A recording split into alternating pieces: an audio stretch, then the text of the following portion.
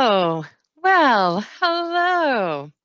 Welcome to the Book Viewers Real Talk discussion here at LitCon 2021. And I apologize, this was supposed to be a panel, but due to some scheduling conflicts and also some personal conflicts, the other four individuals who were scheduled to be here today, unfortunately, were not able to be here. However, um, there was a lot of interest in this panel and some discussions behind the scenes. And so I have decided to go ahead and host this discussion with myself, if you will. So if you are out there and you are watching this live, feel free to ask any questions that you have in the Facebook group, and I will be able to get those questions and answer them as we go along. So real quickly, just a little introduction to me. My name is Heidi Angell, and while many of you know me as an author of 13 different books in 6 different series, I have been a reviewer for even longer than before I was an author. And I have been posting reviews on my website, An Angel's Life, for 11 years now, I think. And even before that, I was on Goodreads and reviewed over on Goodreads. So I walk both sides of the fence, if you will.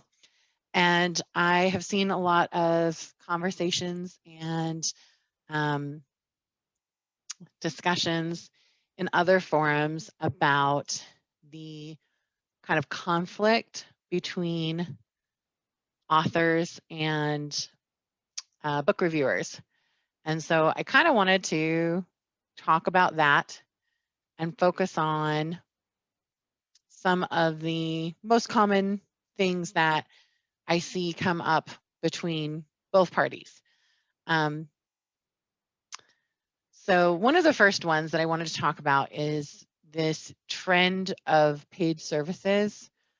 I see a lot of authors that are getting contacted by um, the most common one is Instagram influencers who are offering to put their book up on their Instagram channel for whatever, 5 to 150 to some of them charge even more. And every time I see the conversation in indie author circles, the indie authors are just like, that's ridiculous. There's no way you shouldn't pay for reviews. You shouldn't pay for promotion. It's not worth the money that you spend, blah, blah, blah, blah, blah, all those conversations. And then on the reviewer side, I see reviewers who are like, what we're doing is a viable service and we get so much demand that we can't keep up. So it's not unreasonable for us to charge for an author to have a blog stop on our blog. It's not unreasonable for us to say, I spend an hour promoting your stop on my website across all of my very difficult to build audience. That's something that is worth paying for. And both sides are right and wrong at the same time. So I kind of wanted to talk a little bit about that process and how that is. And one of the things, like, I totally understand as an author and as a reviewer, I don't charge for reviews. I don't think that authors should pay for reviews, and it specifically goes against Amazon's code of service and Goodreads codes of service for individuals to pay for or accept payment for reviews. The only payment you're allowed to accept is a free gift of the product to review, which I think is totally acceptable. But also at the same time, I try very hard to buy the books from indie authors in particular because I want to support what they're doing. And, I'm never the kind of person who would reach out to an indie author and be like, hey, I absolutely love your book. And would you be willing to pay me to read it? So when you get those emails, I definitely would question the legitimacy of them. But that being said, don't completely write off the idea of paying for influencers. And you don't have to look any further than the traditional YA space and BookTube to know that, I mean, the last several books that have, the last several, for the last several years, there's not a single book that has made it on the New York Times bestseller list that the publisher in YA, that the publisher didn't have a paid campaign going on with influencers. And that's why you see these trends on Bookstagram and on BookTube of these books hitting right as they're coming out. And everybody is seeing them and talking about them. And as a marketer, knowing exactly what's going on, not going to lie, it's worked on me, and I know what they're doing. I know that a lot of these influencers, they're just posting the pictures. They're not reviewing it. They're just talking about it's being released. And there's no reason for me to think, oh, that means that they're promoting it because they think it's a good book. I know that they're getting paid. And yet still, I see the blurb and I see some of the reviews that are coming in, and I see the picture of the cover that's quite compelling. And despite knowing that they're paying for that, I still buy. And especially in those spaces, there are a lot of up and comers who are trying to get into the influencer status. And they do that by following along with these trends. They're not getting paid to follow along with those trends. They're buying the books themselves so that they can be part of the trend that's happening. So it is a legitimate process. Likely, if somebody's emailing you about it, they are not necessarily legitimate. But if you go to a site where you see that somebody gets a lot of engagement, has a huge audience, and is, constantly doing these things, and then you see that they charged $5 or $10 or $30 or even as much as $150 for some of their promotion packages, you have to weigh the potential for engagement and the potential for what you're doing to determine whether or not to pay. And just like you would pay for a BookBub, which is basically doing the same thing, paying these influencers to create content about your book, especially if they're good at what they do, is worth its weight in gold. When I create content, I do keyword research. I do a ton of linking and tagging, and it can take me up to 5 hours to, especially if there's a video involved. And while I do a lot of that for free because I absolutely love the stuff that I'm working with, if somebody wants me to do that as part of their tour, that's no longer me doing what I love for free. That's you wanting me to do this because you want to promote your book. And if you want that, just like you would pay somebody to design your book cover, just like you would pay somebody to edit your book, paying for promotion is not bad. So you want to kind of weigh that and decide how you want to go about that. Another thing that I frequently see discussed everywhere is how to find book reviewers and how to approach book reviewers, and book reviewers complaining about how individuals find them and how individuals approach them. So when you are looking to promote your book, I strongly recommend that the best thing to do is to treat it like a work partnership and a work relationship. If you were working with another department, you wouldn't just walk up to somebody that you need to work with and be like, here, do this thing and do it on this date and at this time, and let me know as soon as it's done, and then walk away. You would address them by name, maybe talk about people that you know in common, build some rapport, have a conversation, and then say, hey, I'd like your help with this thing, and I think this would be good for you, and your department because blah, blah, blah, and build that relationship before you do that ask. One thing that I frequently see is book reviewers getting frustrated because they get approached by an author, they're asked to be a part of the author's book release tour or whatever, and then they don't get any information. They write the post, they share the post, and then they don't hear from the author, they don't see anything from the author, they don't see anything from the other participants that are going on in the tour, and they feel like they've just been used and then left. And that has left a very negative taste. Or worse, when they post a review that isn't absolutely stellar, they get attacked by the author and the author's fandoms and friends. And that has kind of created a negative space, particularly in the indie space, where a lot of reviewers won't accept indie books because of that.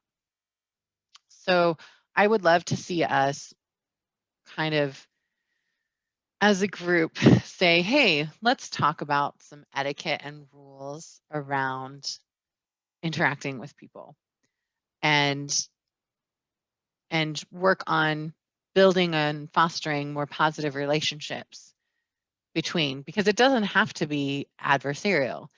And, you know, we need reviewers and reviewers need authors, and building a relationship that allows both parties to be uplifted and feel like they're succeeding is a great thing.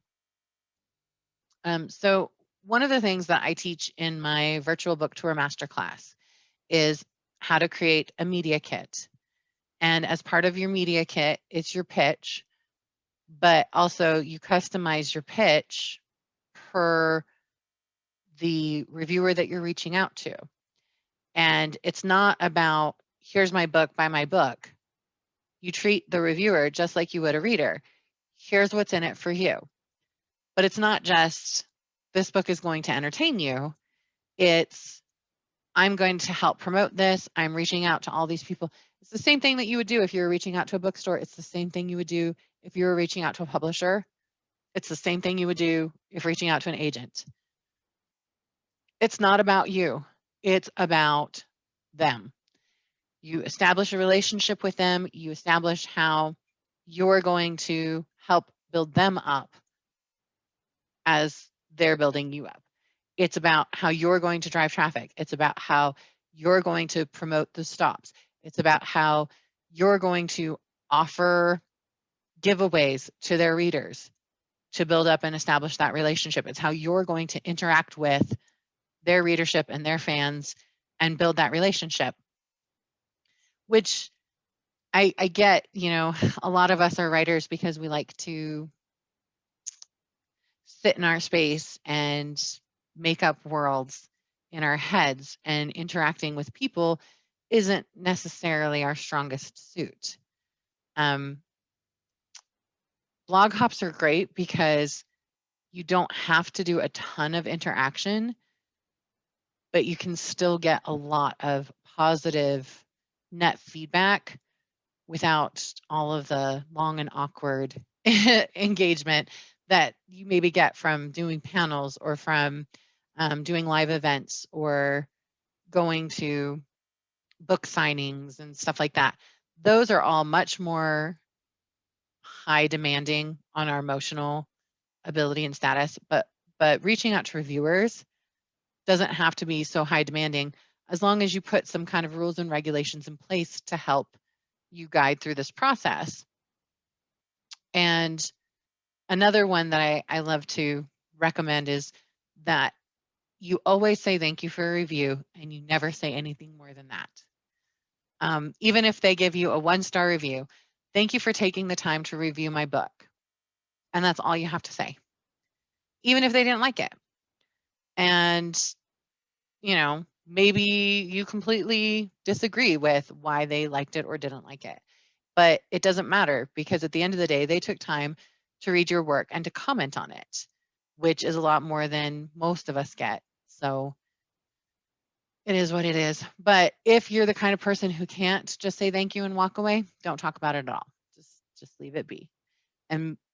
Or maybe hire a PA to manage those things for you. If you find that reading reviews hurts, don't read them. You don't have to read your reviews. It's totally okay not to read your reviews.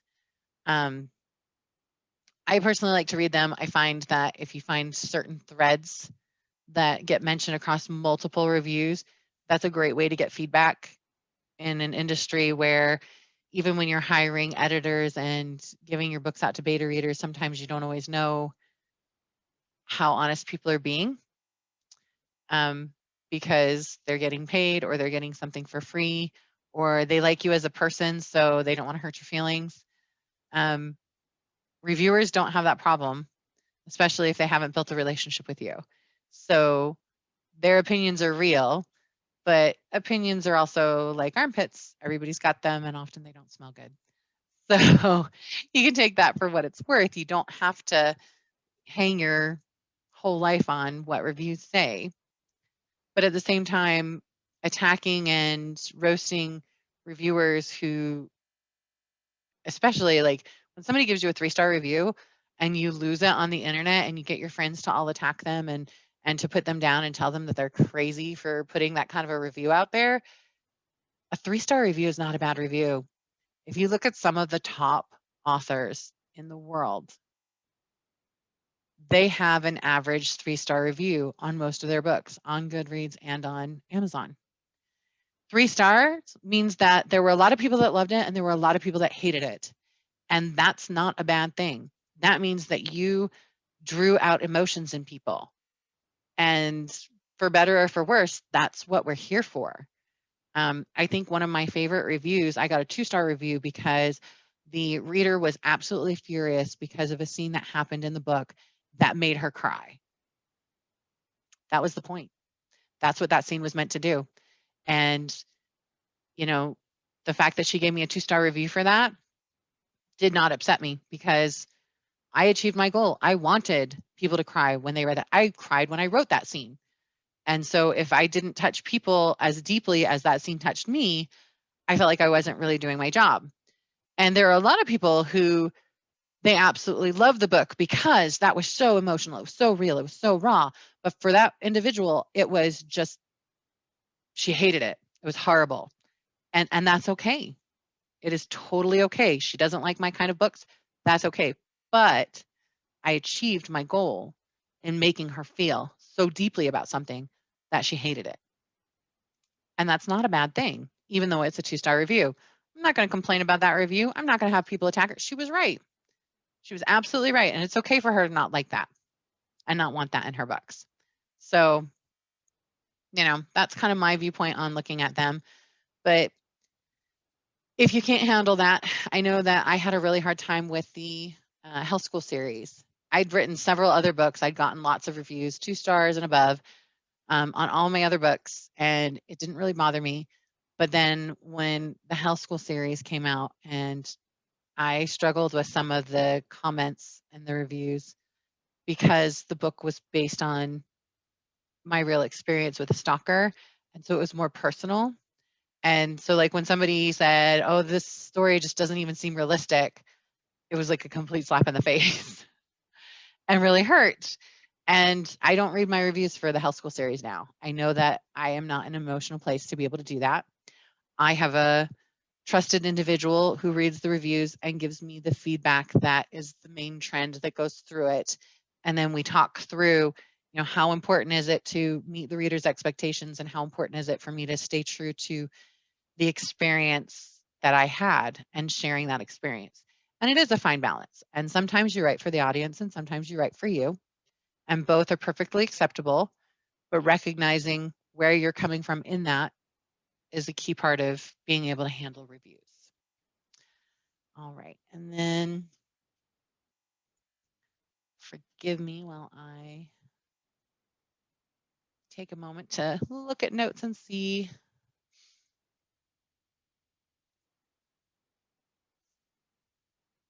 if there's any questions or comments from anybody. All right. Not seeing anything. That's okay. So other common things that I see discussed amongst reviewers. Oh, people not following the rules. So most reviewers have a page that's dedicated to the types of books that they like and the types of things they enjoy to read. And some don't. Some just have a bunch of reviews up. Hopefully, you know by now that not every book is for every person. And it's important when you're trying to get your books into the hands of readers that you pay attention to the type of books that they enjoy and the types of tropes that they enjoy. And it's okay to say, okay, this book reviewer is not for my book. I just need to walk away. Another thing is when a book reviewer says that they're closed for reviews, you've got to respect that because it's super frustrating. They're not going to read your email. And if you stalk them on Facebook and message them and ask them, why haven't they accepted your book? It could get you permanently banned and never get reviewed. And that's not a place that anybody wants to be in, right?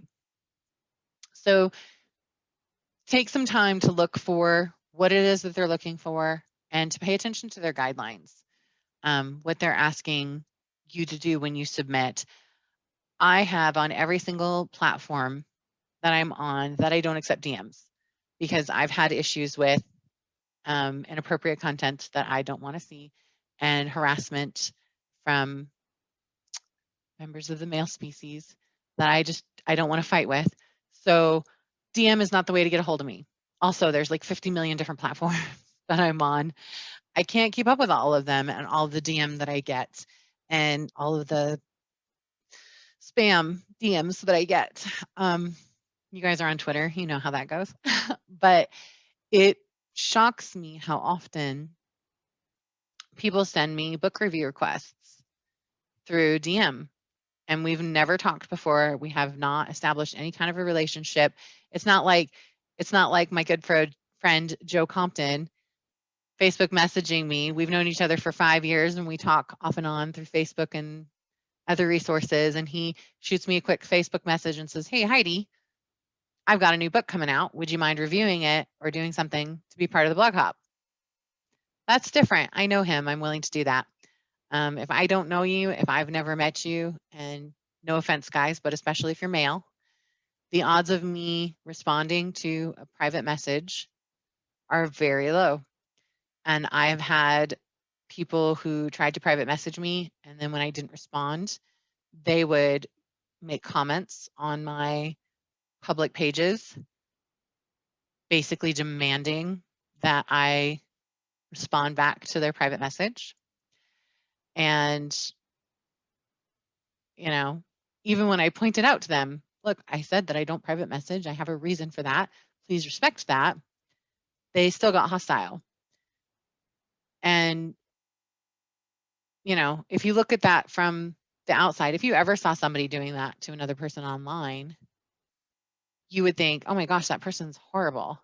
Or if you saw somebody doing that to a person in real life, if somebody kept following a person around demanding that they try to talk to them, most of us seeing a behavior like that would be like, oh, this is not okay. And we would step in and we would intervene, right?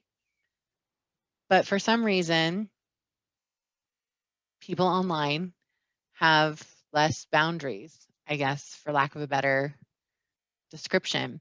And that's something that, you know, we need to, yes, we have to be out there. We have to be promoting our work. Yes, the vast majority of us don't do enough promotion.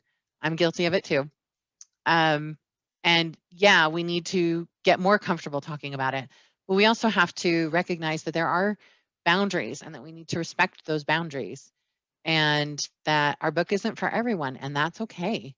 Don't waste your time trying to force somebody who maybe has the kind of audience that you want into being a part of what you're trying to achieve. Write it off and move on to the next person. It's okay that that book reviewer doesn't want to review your stuff.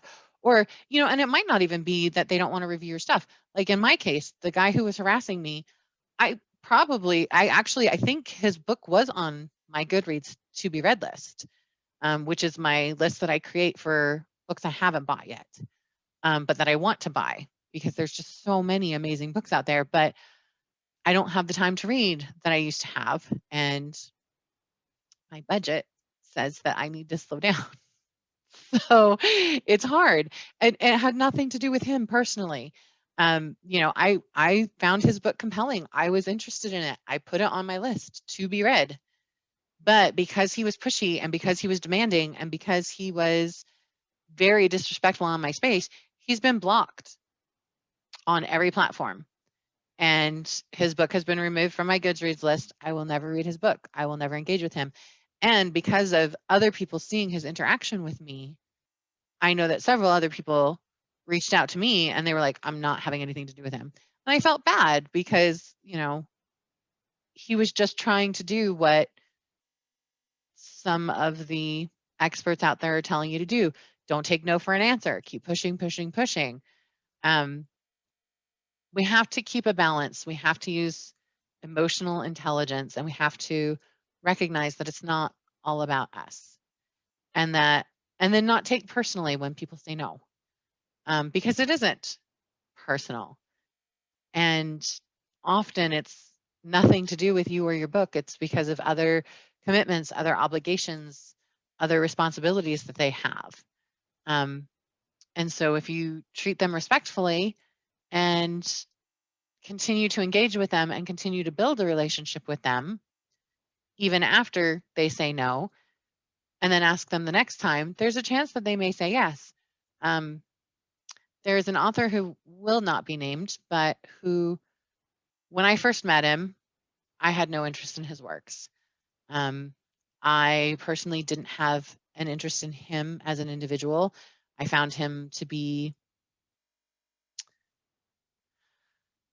not my kind of person, and he wrote in genres that generally did not appeal to me. But he was always commenting on my stuff. He was always engaging with my stuff. He was always sharing my content and being kind and, uplifting what I was doing. And when you do that, it kind of creates a natural bond with people, especially if it's sincere. He wasn't falsely buttering me up. He wasn't trying to make it seem like I was so much more than I actually was. He was genuine in his comments. He was genuine in his engagement, and he really did like who I was. And I've never bought his books because they're just not for me at all. But I have had situations where somebody asks for that genre of book, and I'll refer his book because why not? They're looking for that kind of book. It may not be a good book, but I have no idea because I don't read that genre, but I still promote his book when I see other readers asking for those kinds of books because it might appeal to them. And never reviewed his book. He's never done an interview on my blog because his content is so outside of what my stuff is, but he's a great guy. And he's worked so hard to build that relationship that when there are opportunities, I do promote him. So being able to build those kinds of relationships is good and it's healthy. And it's something that I see a lot of authors that are talking about. They feel like promoting is too much me, me, me, me, me. And for some of us, that is a very unnatural place to come from. We'd rather talk about the book. I know I would rather talk about the book than myself all day long. And we're told we have to do this relationship building and we have to do all this stuff. And it's not always clear how we're supposed to do that. And one of the number one things that you can do is share books that look interesting to you, share content that looks interesting to you, that you think that your readership would be interested in as well. I teach in all of my social media groups the principle of the 80-20 rule. 80% of your content should be interesting, entertaining, educational, engaging, and not about you or your product. Only 20% should be buy my stuff. That's a lot of room to be sharing other people's stuff, not your own. That's a lot of space to be giving kudos to reviewers and sharing author interviews that you find interesting. And when you do that, you build the relationship with the author, with the blogger, and with others who are watching you do that. And, you know, one of the things that I think keeps a lot of people coming back to conventions like this year after year after year is because there are so many of us that that's exactly what we do.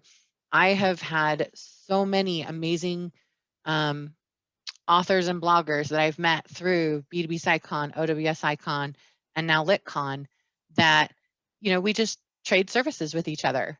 And I will buy their books and they end up buying mine. And sometimes it's not even like a direct trade like that. You know, it's the idea of sharing and giving and lifting each other up that creates this networking and camaraderie that helps build up. And it's easier for authors to do that with each other. And I think a lot of us forget that we can do the same thing with book reviewers and booktubers and bookstagrammers. Because at the end of the day, we all love books, and that's a common thread. And if we take a step back from being an author and focus on being a reader, it's easier for us to build those relationships when we're talking about what we all have in common, which is a love for the genre, a love for the other books that other people are writing in those genres, and building up those pieces of that relationship and giving as much as you're taking when you're trying to build up these relationships, I think is very key. Because there are a lot of authors who have done author interviews on my site and they never share it. I'll tag them, and that's the only way that their readers see it. And I share their stuff years later, and there are a lot of them who don't interact with it at all. And then there are others who, every time I share it, they make a comment or they engage or they come back with the next book that they have coming out, and they keep building that relationship and they keep building that rapport, and they share other content that I have created that fits in their genre that isn't just about them. And they keep building that relationship, and they've become friends. Some of them have become family. And you can build those kinds of relationships in this world with people who have that shared interest. And for me, that I think is my favorite part of being a book reviewer and an author, is that most of my life I was, I don't want to say an outcast, but self outcasted, because I would rather read a book than play with kids on the playground. I would rather read a book than sit and gossip about other people. I would rather read a book than watch the guys play ball. And I didn't have a lot of friends who were really big readers. There were, I think, 6 or 7 of us that all enjoyed reading, but none of us really even enjoyed the same genres. So that was kind of tricky. And discovering this world where I literally have currently 26,000 friends who all love reading, writing, marketing, tech reviews, and cooking and health and wellness, which is topics that I talk about on my blog now. I've kind of expanded past just books, giving a more rounded version of myself out there. But it's amazing that this kid who didn't have a ton of friends now has these amazing connections all across the globe. And I have opportunities to get to see the world from many different viewpoints and experience all these amazing people. And that's something that we can all bond on, and that's something we can all build on together to create a more positive and uplifting book community. And then that's my next little piece to talk about. I know that there is this trend on all social media to get more likes and get more attention. And we were kind of talking about this last night in LitCon Lounge in relation to politics and how divisive and toxic politics have gotten across all genres, across all platforms. But I've also seen this trend towards negging good authors and attacking and basically being bullies. And it's particularly bad, I think, anybody who's in the YA space or who has spent time on BookTube. While there's some that are very uplifting and very positive, there's others who kind of take the lobster in the pot scenario and they'll attack the hot new thing that's coming out, or they'll attack the rising stars that are growing in the channels. And this is kind of an old controversy, which is why I feel comfortable bringing it up now. But it wasn't that long ago that hashtag fake reader girl was a big thing on YouTube. And there was this attitude that a lot of these, particularly the pretty girls, weren't actually reading and reviewing books. They were just getting paid to be pretty and hold the book in place. Which, I mean, I don't even have to express why that is so not okay, right? But it was a huge thing, and it really tore apart the BookTube world and created a lot of hostility and drove a lot of readers away from reading and drove a lot of people away from BookTube, because you were basically saying that I didn't belong there because I was too pretty. And as a girl who grew up in the 90s struggling to be a geek when the male geek culture was very demeaning towards females, that really hurt. It felt very painfully familiar. And I think that learning to avoid those kinds of conflicts, yeah, they get a lot of attention and they get a lot of engagement, but it's not positive engagement, and it doesn't leave anybody walking away from it feeling better about what they did. I think that being aware of those things and taking a careful stance when these hot trending topics come along is probably a safer bet than jumping on the bandwagon of whatever new hate trend is going on or clapback is happening. And obviously, these are just my opinions, and some people will completely agree with them. Some people will be like, she's completely crazy, don't listen to her. And that's totally fine. You have the right to do that. But I do find that engaging with people more positively, helping to lift one another up, and to be more genuine in our interactions, while it doesn't get as many likes in one post in one moment, are we there for likes, or are we there to uplift our books? And can we uplift our books if we're busy tearing people down? So just some thoughts to have out there. And I know that as authors, I've seen book reviewers do the same thing to authors. So I'm not saying that it's just authors that are the problem. It's a problem in the book community in general. And honestly, it's not even just a problem in the book community. It's a problem in society in general. we're all looking at how we can disrupt and get attention. And I think that we're not recognizing the damage and the harm that we're doing, especially as more and more of us jump on the disrupt and um, interrupt. Sorry, I'm not sure what that was.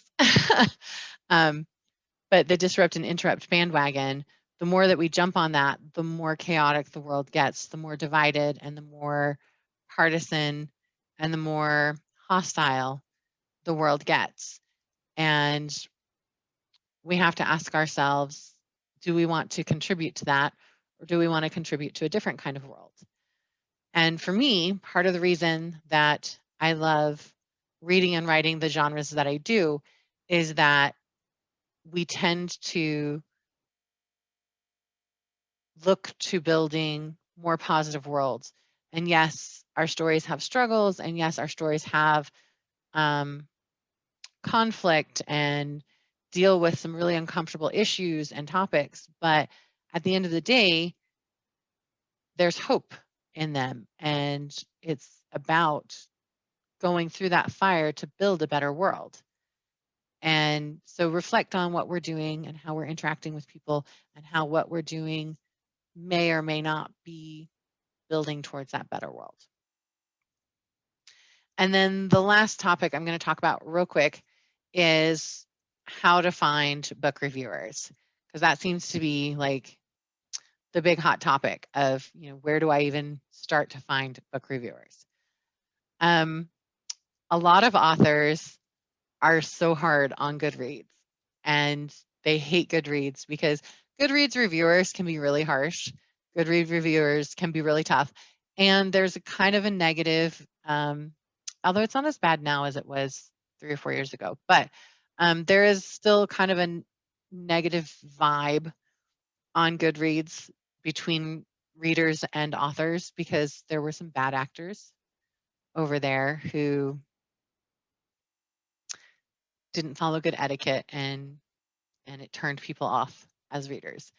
So you have to tread carefully when you go there. But every single group I've ever been in, there is a reader section, and they have their book review blogs all posted.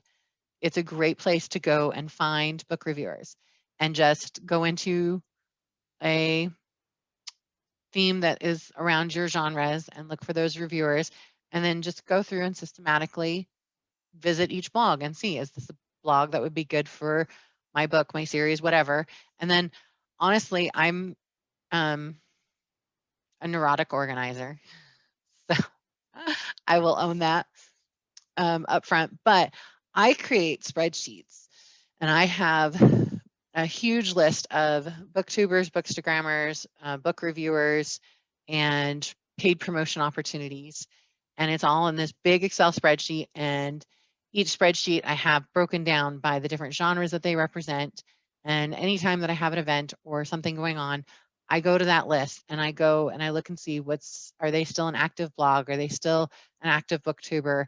When was the last time they posted? Are they still reading the same kind of stuff? Is this still a good fit for what I'm doing? And I update that list, and then I reach out to them if they're accepting reviews or anything like that. I friend and follow these people on every platform, and you'll see on Twitter I have a bunch of different lists. I have different authors, and I have authors, I have reviewers, I have booktubers, I have bookstagrammers, I have editors, graphic designers. Anyway, each of those lists, whenever I follow new people, I put them in those lists to help me network and build based on what lists that they're in and continue creating those relationships. And everything that I'm suggesting to you is something that I do because of my background in publicity. And you can be your own publicist by doing exactly what I'm talking about, or you can hire somebody who's already done that work and built those relationships and built those lists to do the work for you. Either way works. But my point is that if you can't afford to hire a publicist, you can build those own lists yourself and then go and build those relationships so that you can market and promote your books without feeling sleazy and without being sleazy. So I hope that these tips have helped. If you guys have any questions, be sure to drop them down below if you're watching the replay. And I will be sure to come back and answer what questions I can and engage. And I hope you guys have a great time at LitCon this weekend. There's a lot of really fun stuff coming up. Also, at any time, feel free to hop over to LitCon Lounge. That is a more unstructured kind of chit chat between fellow readers and authors and publishers and fun stuff. And if you ever want to jump in on those conversations, just message one of the people that are in it and we can send you a link to the LitCon Lounge and let you get in there and join us with those fun conversations. And until next time, keep reading.